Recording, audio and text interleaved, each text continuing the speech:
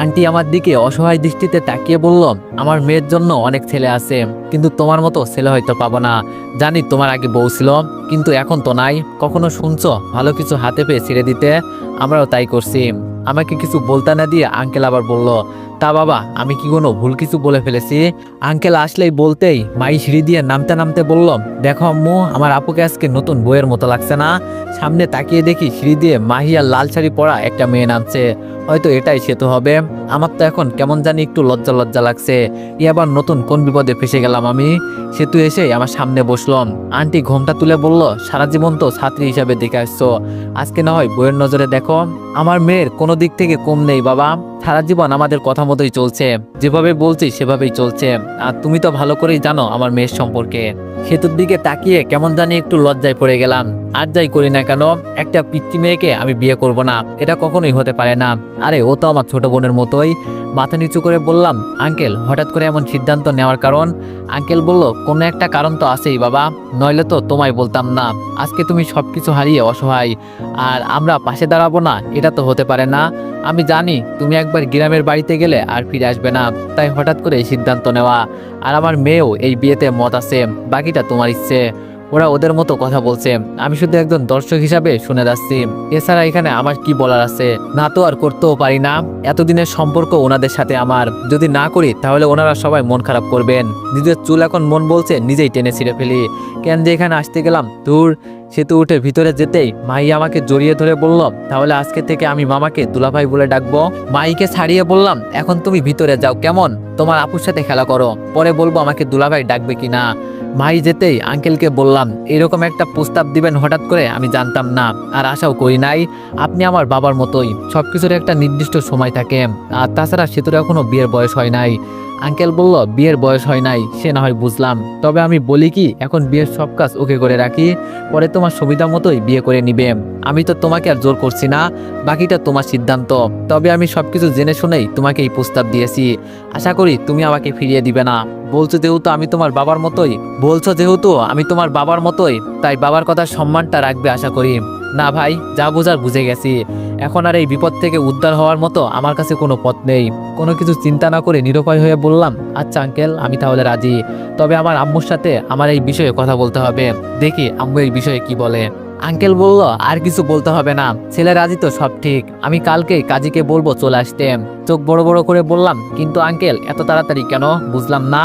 Uncle বলল, তাড়াতাড়ি আর কই করলাম, সবকিছু ওকে করে রাখবো শুধু। আমি আর কিছু বললাম না, মাথা নিচু করে বসে আছি। পিছন থেকে আন্টি বলে উঠল, ইস, আমাদের জামাই অনেকক্ষণ হলো কিছু খায় নাই। দাঁড়াও বাবা, তুমি অপেক্ষা করো, আমি সবকিছু তৈরি করছি। আন্টি যেতেই আঙ্কেল আবার বলল, আমি কি সত্যি তোমার উপর জোর করে ফেলেছি? আমি বললাম, আরে না আঙ্কেল, কি বলেন এসব? আঙ্কেল বলল, তাহলে তোমার মন খারাপ কেন? আমি বললাম, মন খারাপ এই জন্য আঙ্কেল, আপন মানুষ বুকের উপর ছুরি চালিয়ে দিল, এটা মানতে পারছি না কোনোভাবেই। আঙ্কেল বলল, আরে এসব ফালতু মেয়েদের কথা বাদ দাও, তবে এই হিসাবে আমার মেয়ে অনেক ভালো আছে। ও সম্পর্কে তো তুমি সবকিছুই ভালো করেই জানো। তবে তোমার একটা ফ্ল্যাট গিয়েছে, এতে মন খারাপ করো না। আমি আমার এই সম্পূর্ণ বাসাটা তোমার নামে লিখে দিব। আমার তোমার উপর অনেক আশা ভরসা আছে। ওনাকে আর কি বলবো যে এতটা পরিমাণে বিশ্বাস করে আমাকে।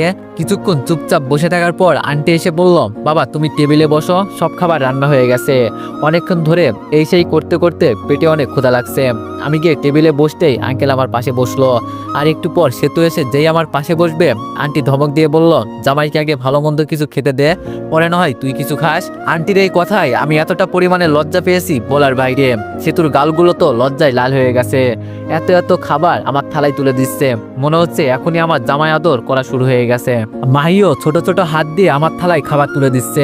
আজকে মনে হয় আমি সত্যি সত্যি শেষ। আঙ্কেল আমার দিকে তাকিয়ে মুচকে এসে বলল, এত লজ্জা পাওয়ার দরকার নেই, খাও খাও, পরে লজ্জা পেয়ে নিও, কেমন? আসলে মানুষ একটা কথা ঠিকই বলে, কার ভাগ্যে কি লেখা আছে তা কেউ জানে না।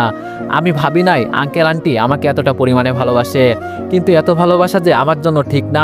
বেশি ভালোবাসা আমার গায়ে সহ্য হয় না, নইলে কি মৃত্যু আমাকে ছেড়ে পরকীয়া প্রেমে জড়িয়ে পড়তো? আমি বুঝতে পারছি, যদি সেতুকে আমার বিয়ে করতে হয় তাহলে এখানে আমার ঘর জামাই থাকতে হবে। আর এমনি আমার ঘর জামাই থাকার ইচ্ছা নেই। আমি ভাই নিজের মতো চলতে পছন্দ করি। আর এমনিতেই সেতুর উপর আমার কোনো ফিলিংস নাই। একটা কথা কি জানেন, একটা স্টুডেন্টকে আপনি 1 বছর পড়ালেন, ও ওর উপর আপনার অন্যরকম একটা ভালোবাসা তৈরি হবে ছাত্র হিসাবে। আর হঠাৎ করে যদি বলে ওকেই আপনাকে বিয়ে করতে হবে, তখন সেটা ইম্পসিবল, কোনোদিনই সম্ভব না। হ্যাঁ, আমি সিদ্ধান্ত নিয়েছি আজকে রাতে এখান থেকে পালিয়ে গ্রামে চলে যাব। অনেক হয়েছে এইসব নাটক পাটক, আর না। যেখানে নিজের মানুষ আমাকে ধোকা দিয়েছে, 2 দিন পর এরা দিবে না, এটার কি গ্যারান্টি আছে? আমারও তো একটা পরিবার আছে, সবাই আমার উপর চেয়ে আছে। এইসব চিন্তা করছি আর খাচ্ছি। এর মাঝে মাহি বলে উঠল, দুলা ভাই আমার একটা ইচ্ছা আছে।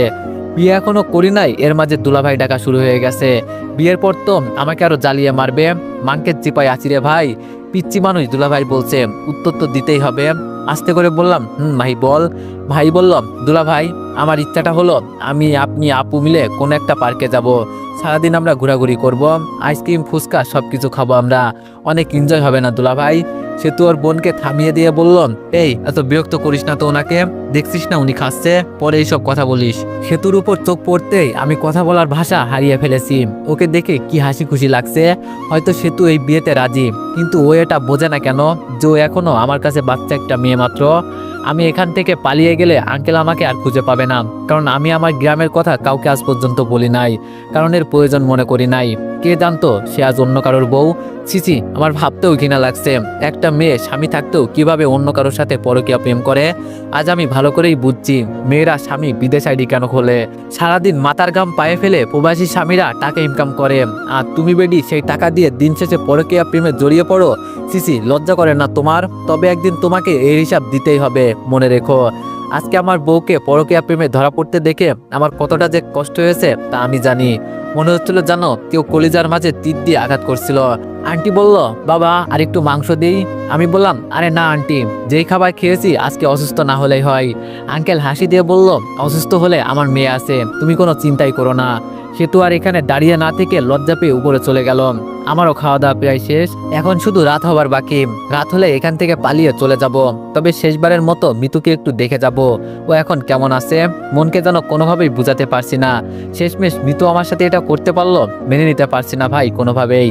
আসলে আপন মানুষ চেনা বড় দায়। খাওয়া দাওয়া শেষ করে সোফায় গিয়ে বসলাম। আঙ্কেলের সাথে অন্য বিষয় নিয়ে কিছু কথা বললাম।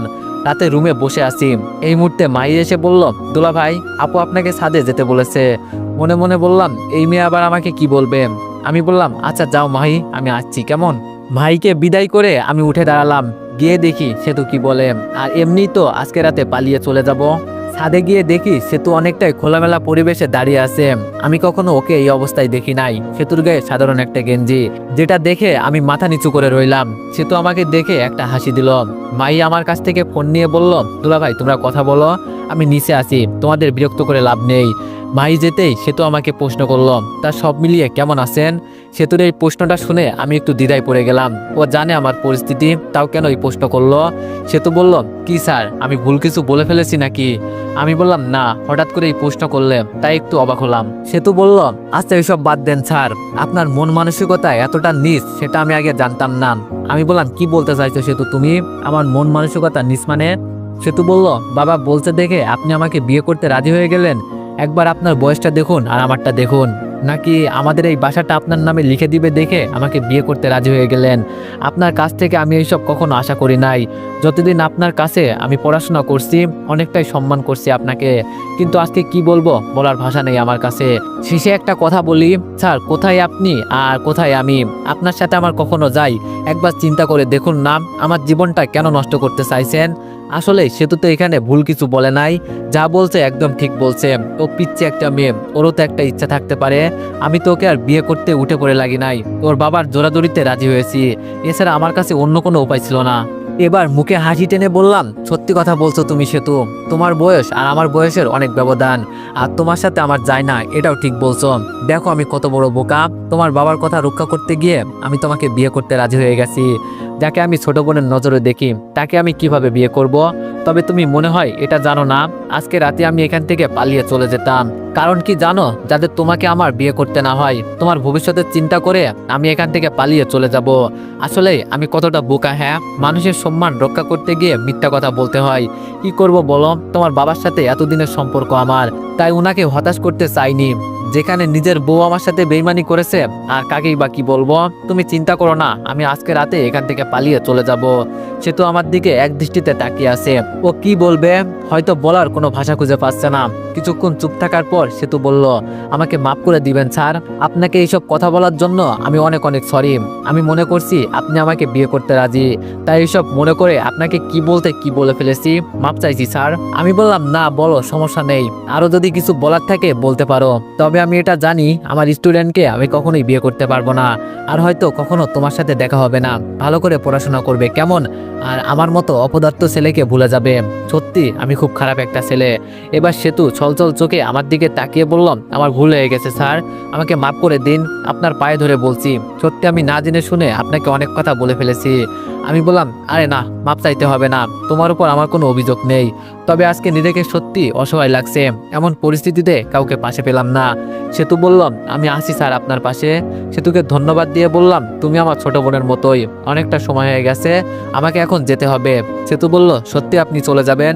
আমি বললাম, না গেলে তোমার বাবা অনেক ঝামেলা করে দিবে।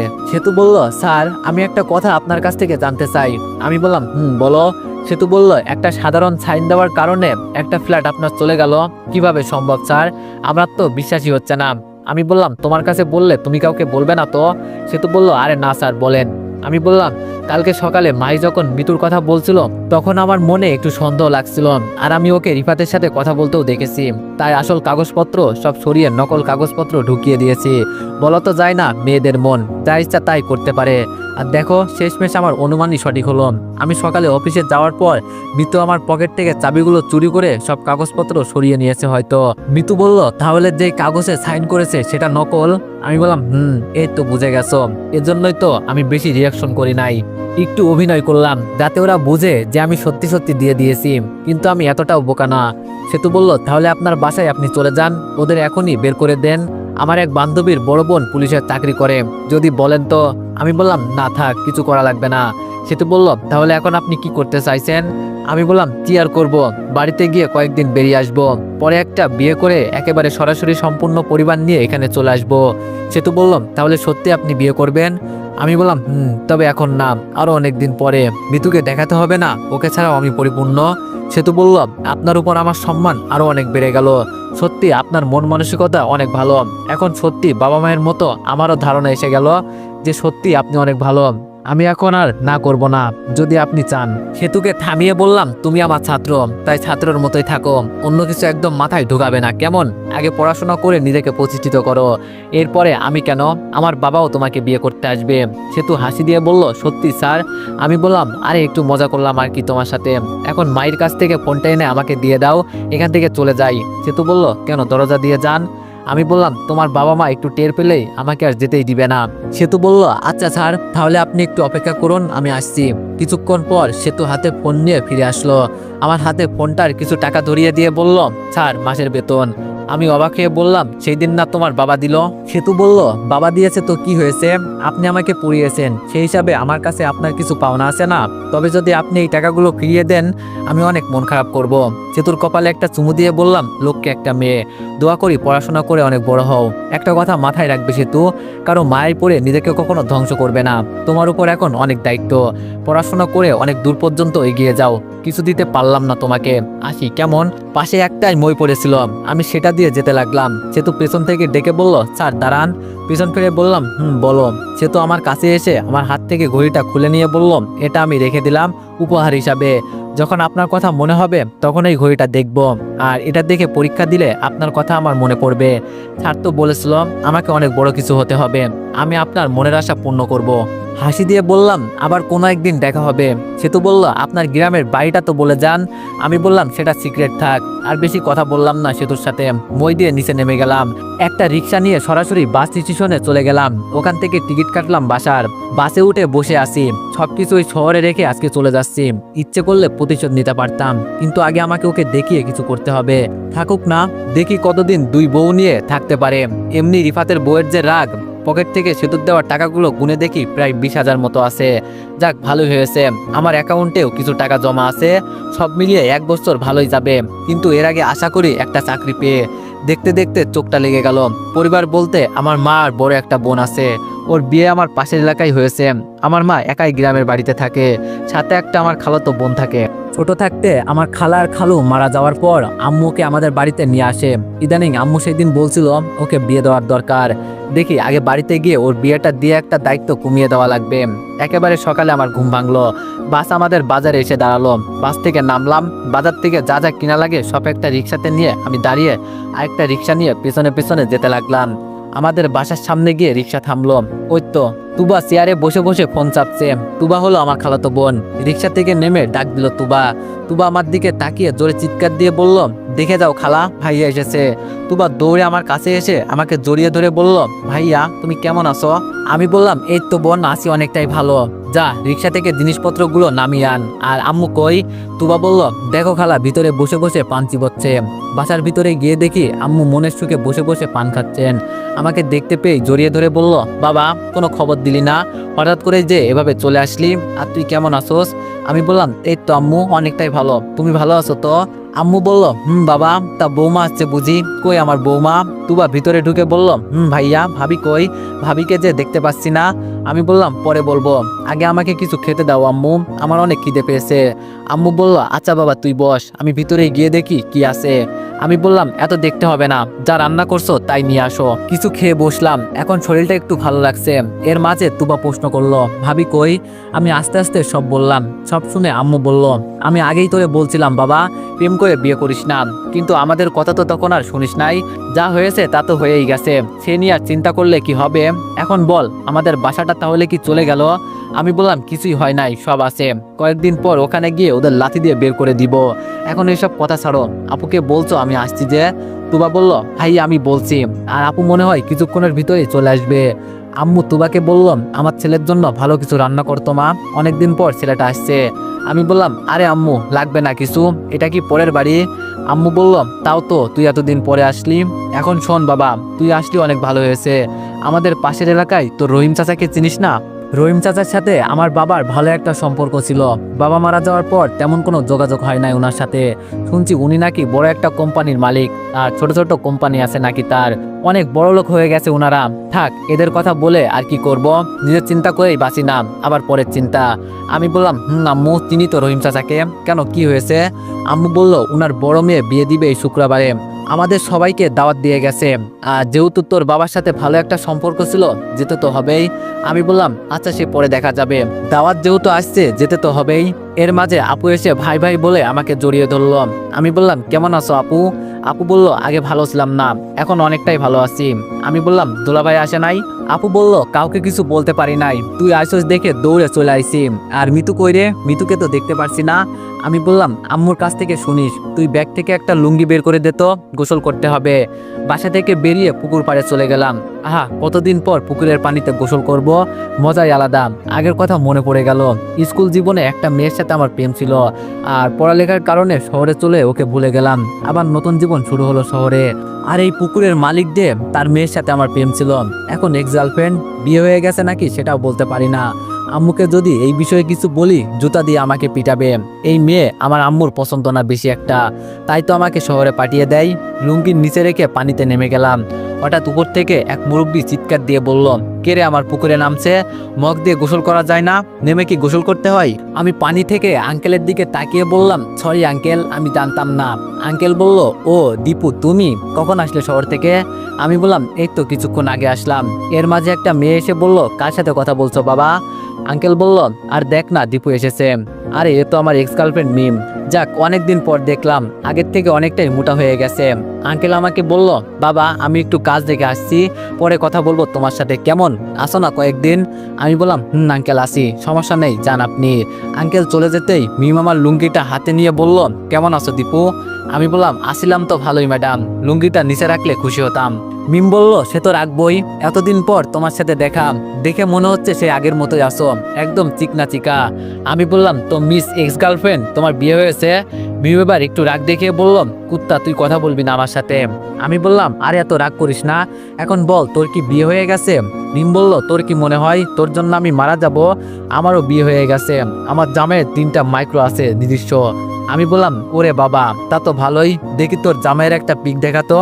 মিম বলল, পানি থেকে দেখবি উপরে আই দেখাবো। আমি বললাম, না পানিতেই ভালো লাগছে, তুই দেখা। মিম একটা পিক দেখিয়ে বলল, এই যে দেখ। পিকটা দেখে আমি পানিতে হাসতে হাসতে ডুবে যাচ্ছি। আমি মনে মনে এটাই আন্দাজ করছিলাম বড় লোকেরা টাকলে হয়, আর শেষমেশ মিম এটাই করলো। কি লজ্জা কি লজ্জা। মিম আমাকে হাসতে দেখে বলল, এভাবে হাসবি না তো। আমি বললাম, আচ্ছা সরি রে, তবে তুই কি সুখে আছোস? মিম বলল, এই তো আছি মোটামুটি। আমি বললাম, আমার বইয়ের মতো আবার পরকীয়া প্রেম করিস না। মিম বলল, বুঝলাম না দীপু। আমি বললাম, এত বুঝতে হবে না, এখন আমার লুঙ্গিটা দে, চেঞ্জ করতে হবে। মিম বলল, এটা দেওয়া যাবে না, তুই আমাকে অনেক শাস্তি দিয়েছোস, আজকের হিসাব করতে হবে না, সুযোগ পেয়েছি যেহেতু। এর মাঝে আপু ডাকতে ডাকতে এসে বলল, দীপু এত দেরি লাগে গোসল করতে? মিম আমার লুঙ্গিটা নিয়ে যেতে যেতে একটা হাসি দিয়ে বলল, আজকে মজা বোঝ। আমি বললাম, মিম এমন করিস না প্লিজ, আমার লুঙ্গিটা দিয়ে যা। বেচারি দেখতে দেখতে চলে গেল। আপু এসে আমাকে পানিতে দেখতে পেয়ে বলল, অনেক গোসল হয়েছে, এখন ওঠ, তোর দুলাভাই আসছে, বাজার থেকে কিছু কিনে নিয়ে আয়। আমি বললাম, আপু আমার লুঙ্গি ওই মিম নিয়ে গেছে, শালিকে ছাড়বো না আমি। আপু বলল, আবার ওই মেয়ের পিছনে পড়লি? তবে আমি বলি কি, শহরের মেয়ে বিয়ে না করে এই মিমকে যদি বিয়ে করতি অন্তত সুখে থাকতি। গ্রামের মেয়েরা আর যাই করুক ধোকা দেয় না। আমাকে একবার শহরে ওর কাছে নিয়ে যাবি, ওর চুল যদি আমি না ছিঁড়ি। আমি বললাম, থাক আর তোর কিছু করতে হবে না, আমাকে একটা লুঙ্গি এনে দে, বাসায় তো যেতে হবে নাকি। আপু অন্যটা দিয়ে বললাম, এটা পেঁচিয়ে চলে আয়, আর দেরি করিস না। এটা বলেই আপু চলে গেল। কোনো মতো অন্যটা গায়ে দিয়ে বাসায় গেলাম। তুবে একটা লুঙ্গি দিয়ে বলল, ভাইয়া ওই মেয়ের পাল্লাই আর পড়ো না, নইলে কিন্তু খালামুনি ঝাড়ু দিয়ে পিটাবে। আমি বললাম, আসতে বল, আম্মু শুনতে পেলে এখন আমাকে সহ তোরও পিটাবে। কোনো রকম তৈরি হয়ে বাজারে চলে গেলাম। আবার সবাই যেহেতু একসাথে হয়েছি, পার্টি তো একটা হবেই। আনন্দের মাঝ দিয়ে শুক্রবার চলে আসলো। গোসল করে তৈরি হচ্ছি বিয়েতে যাওয়ার জন্য। এই তো সকালে আম্মু বলছিল, ওনার বড় মেয়ে নাকি বিদেশে ছিল, আর ছোট মেয়ে দেশ থেকে কোম্পানি দেখাশোনা করে। আমি কাউকে বলি নাই আমার চাকরি চলে গেছে, শুনলে আম্মু মন খারাপ করবে, তাই বলি নাই। দেখি যদি রহিম চাচাকে পাই, ওনাকে বলে একটা চাকরি নিয়ে নিব। রেডি হতেই আপু বলল, বাবা একদম রাজপুত্রর মতো লাগছে আমার ভাইকে, দেখি ভালো কোনো মেয়ে পেলে আবার তোরে বিয়ে করিয়ে দিব। আমি বললাম, সে চিন্তা পরে করা যাবে, আপু আগে চল। সবাই মিলে রওনা দিলাম। তবে আজকে থেকে মিমের সাথে একবারই দেখা হয়েছিল, আর ওকে পাই নাই। বিয়ের পর মেয়েরা হয়তো নানা রকম ব্যস্ত হয়ে যায়। বিয়ে বাড়িতে গিয়ে তো এভরিওয়ান, নেক্সট পার্টের জন্য সবাই অপেক্ষা করো।